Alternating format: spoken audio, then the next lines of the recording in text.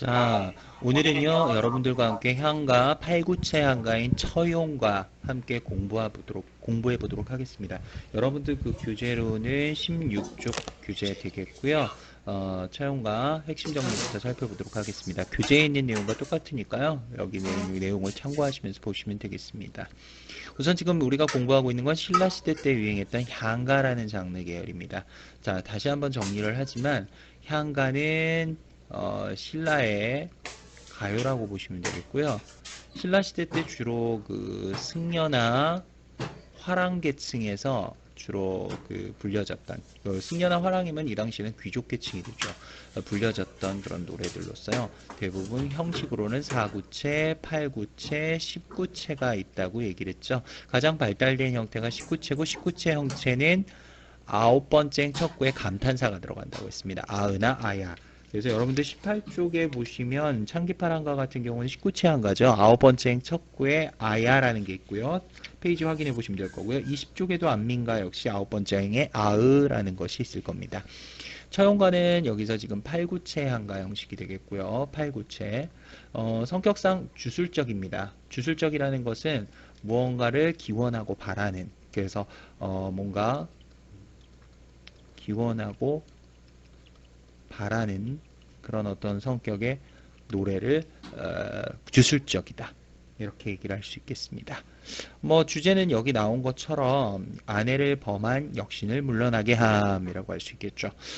우선 뭐 처용가가 나오게 된 그 배경설화를 좀 참조를 해주시면요. 여러분들 교재로는 25쪽을 참조하시면 배경설화가 나와 있으니까요. 25쪽 참고하셔도 되겠고요. 선생님이 간략하게 좀 언급을 해드리면요. 신라시대 바로 49대 헌강왕 때예요.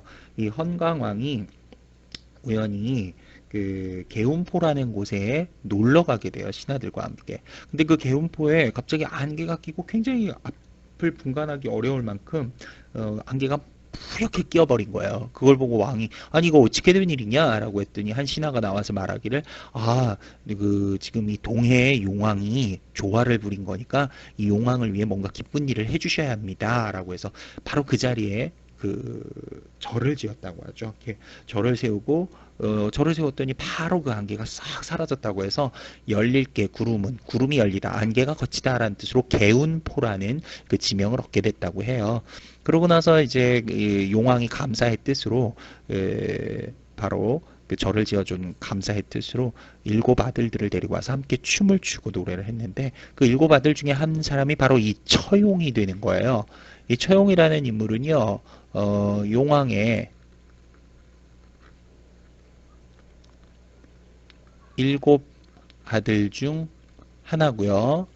그래서 이 헌광왕에게 신라시대 헌광왕에게 정치를 보필하게끔 이렇게 같이 왕을 보좌하게끔 용왕이 이 아들 처용을 보내게 되죠. 왕은 바로 이 처용에게 급간이라는 벼슬까지 주면서 아주 가장 최고의 미녀를 부인으로 맞이할 수 있게끔 해주죠.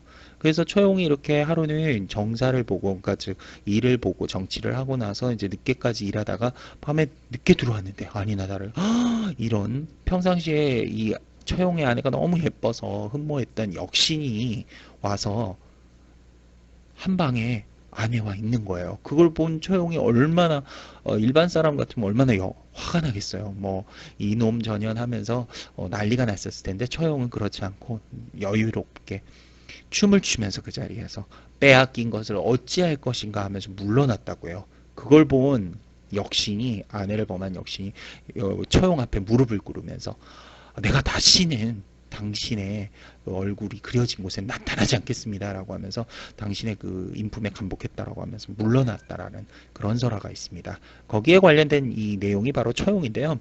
이 처용의 이야기를 통해서 우리가 알 수 있는 건 이 처용은 어떻게 보면 일반적으로는 바로 무당을 대표한다고도 할 수 있어요. 무당은 보통 귀신을 쫓아내는 그런 어떤 매개자로서의 역할을 하죠. 그래서 이 처용가를 우리가 일반적으로 무당의 노래라고 해서 무가라고도 해요. 예, 왜냐하면 역시는 아내에게 침범한 역시는 그러니까 뭐 사악한 귀신, 뭐 나쁜 병마나 나쁜 어떤 그 고난이나 역경, 시련을 가져다주는 그런 어떤 귀신이라면 그걸 쫓아내는 역할을 하는 것이 처용이기 때문에 이 처용가는 바로 처용은 무당으로도 볼 수 있고 바로 무당의 노래로도 볼 수 있다라고 할 수 있겠죠. 자, 그럼 의 살펴보면서 본문 본격적으로 좀 더 살펴보도록 하게요. 신라의 향가에는 마지막 작품이 되겠고요. 구지가에서부터 해가로 이어지는 주술시가의 맥을 잇는 고려가요, 처용가의 모태가 돼요. 고려가요로도 처용가가 있나요? 네, 물론 있습니다. 그래서 여러분들 이 신라의 향가인 처용가가 나중에 고려가요, 조선의 처용무까지도 계승이 되게 돼요. 알아두시고요. 벽사진경이란 말이 나오죠. 이 벽사진경은 교재에도 뜻은 있을 텐데요. 막을 벽 사악할 사악한 것은 막고 나아갈진 경사경, 경사스러운 일을 맞이한다, 나아간다 이런 뜻이죠. 자, 그래서 사악한 것은 물리치고 경사스러운 것을 맞이한다 라는 그런 의미의 노래죠. 본격적인 여기 나오죠. 무가의 기원이 됨, 무당의 노래의 기원이 된다. 자, 그럼 선생님하고는 본문을 좀 살펴보면서 보도록 하겠습니다. 자, 본문 함께 보죠. 쉐벌 발기 아래 고라서 여러분들 형태가 그렇죠. 쉐벌 요 아래 안은 아라고 있는데 그렇습니까? 쉐벌 발기 아래 이렇게 그죠. 서울의 밝은 달 아래 여기서 쉐벌은 서울이니까 지금의 우리의 서울이 아니고요. 신라의 수도가 어디였습니까? 그렇죠. 신라의 시대 경주를 의미하는 거죠. 경주.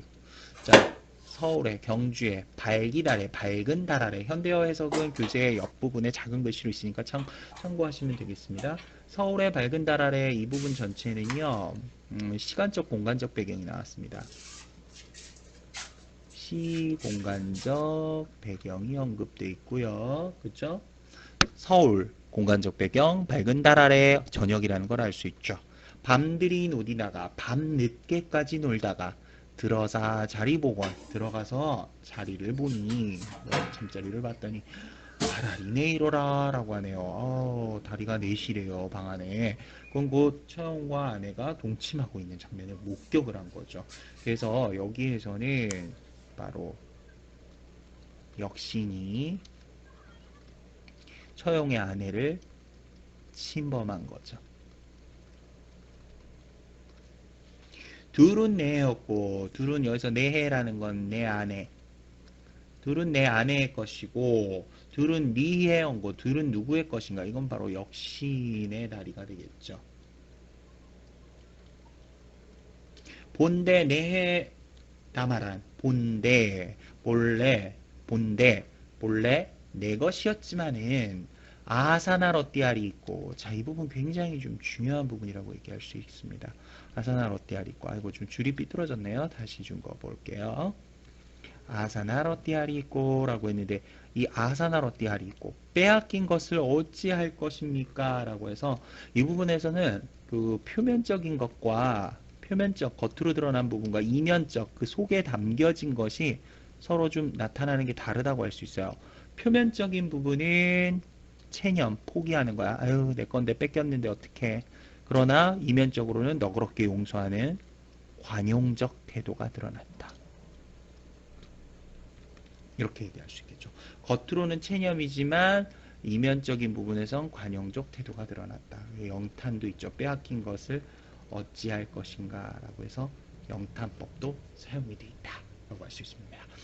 인물재미 보통이 아니죠. 보통은 자신을 아내를 침범한 역신을 가만 놔두지 않고 무력으로 몰아내든지 뭐 이렇게 폭력을 썼을 텐데 그렇지 않고 너 춤을 추면서 물러나는 그 처용의 모습이 역신에겐 정말 어떻게 보면은 정말 감격의 대상이었겠죠. 그래서 그 처형에게 무릎을 꿇는 그런 어떤 역신의 모습을 나중에 볼 수가 있게 됩니다.